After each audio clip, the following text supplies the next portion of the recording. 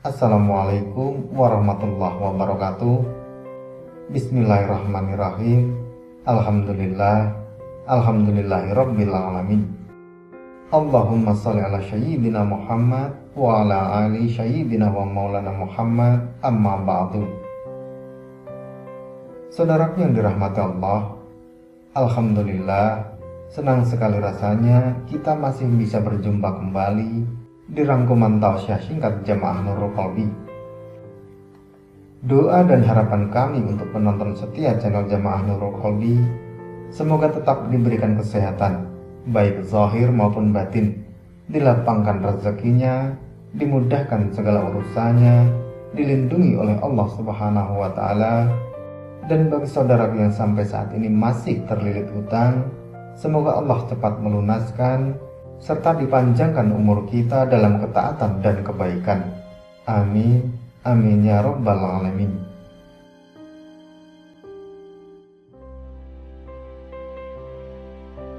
Penonton channel Jamaah Nurul Qalbi yang dirahmati Allah, kita semua tahu bahwa malaikat merupakan makhluk paling taat dan tidak pernah berbuat dosa. Para malaikat tidak diberi nafsu layaknya manusia.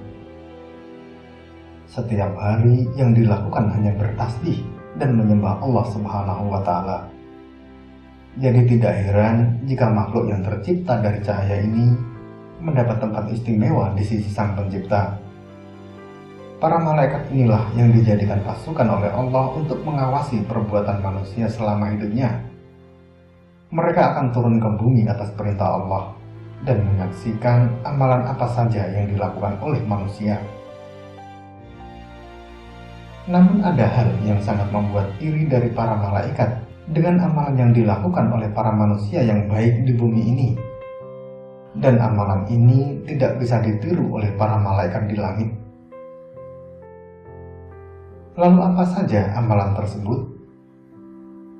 Yang pertama adalah orang kaya yang membantu orang miskin. Tidak semua orang kaya itu sombong dan angkuh.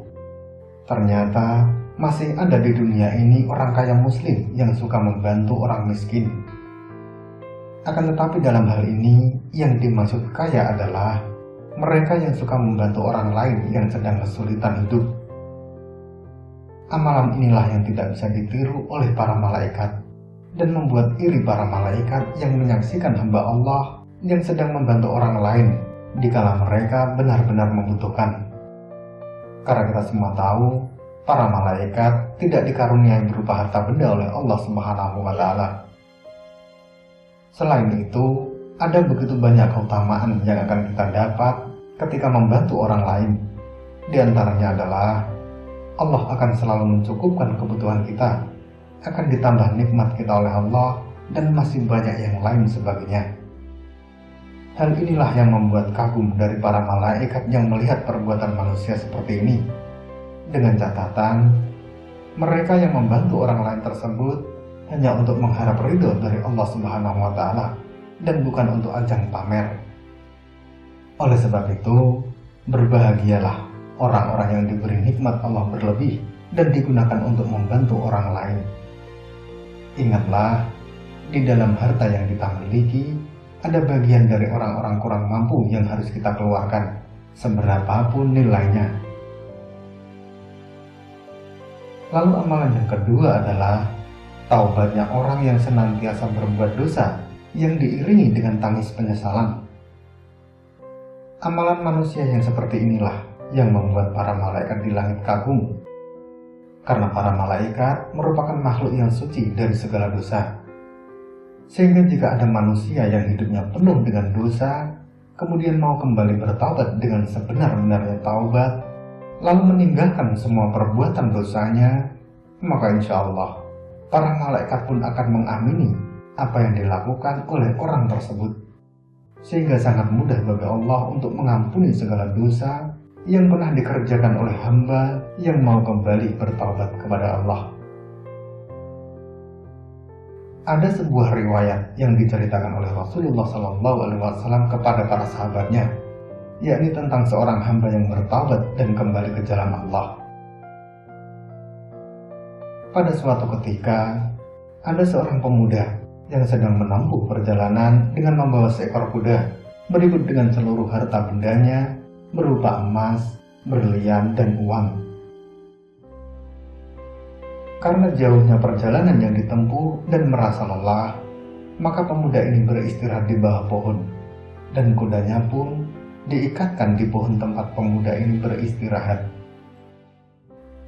Ketika terbangun, sungguh terkejutnya pemuda ini, karena kudanya sudah tidak ada. Maka ia pun mencari sampai kemana-mana, namun tetap tidak ditemukan. Karena lelah mencari, akhirnya pemuda ini pun pasrah, dan kembali istirahat, tidur di bawah pohon tempat semula. Ketika bangun, pemuda ini pun terkejut, karena melihat kudanya sudah kembali, dengan semua harta bendanya tanpa ada yang hilang satupun. Lalu Rasulullah SAW bersabda, Allah jauh lebih bahagia dibandingkan orang itu bila ada hambanya yang telah lama jauh darinya, meskipun banyak melakukan dosa, namun ia kembali kepadanya dan bertaubat. Lalu apa makna dibalik kisah dan sabda Rasulullah tersebut? Yakni, sekaya apapun, sebanyak apapun harta benda yang kita miliki, tidak ada artinya dan tidak akan mendapatkan cintanya Allah jika dibandingkan dengan orang yang mau bertaubat dari segala dosa-dosanya. Meskipun kekayaan dibutuhkan, akan tetapi kekayaan tersebut hanya bersifat sementara. Jadi akan sangat disayangkan apabila tidak digunakan untuk membantu orang lain yang sedang kesulitan hidup. Oleh sebab itu, bagi kita yang diberikan nikmat lebih oleh Allah, pergunakanlah nikmat tersebut untuk kebaikan, dan berbagilah dengan orang yang kurang beruntung dalam hidupnya, selagi kita masih bisa melakukannya. Karena tiada penyesalan yang paling menyesal ketika kita mampu membantu orang lain, namun kita tidak mengerjakannya. Dan penyesalan tidak akan berguna lagi ketika nyawa sudah di kerongkongan. Mari kita semua berdoa, semoga Allah Subhanahu wa Ta'ala menguatkan dan memberikan kita kemampuan untuk dapat berbagi dengan orang lain yang sedang kesusahan mengarungi hidupnya. Amin, amin ya Rabbal Alamin. Wallahu a'lam bishawab. Semoga materi ini bermanfaat. Sampai ketemu pada materi berikutnya. Dan wassalamualaikum warahmatullahi wabarakatuh.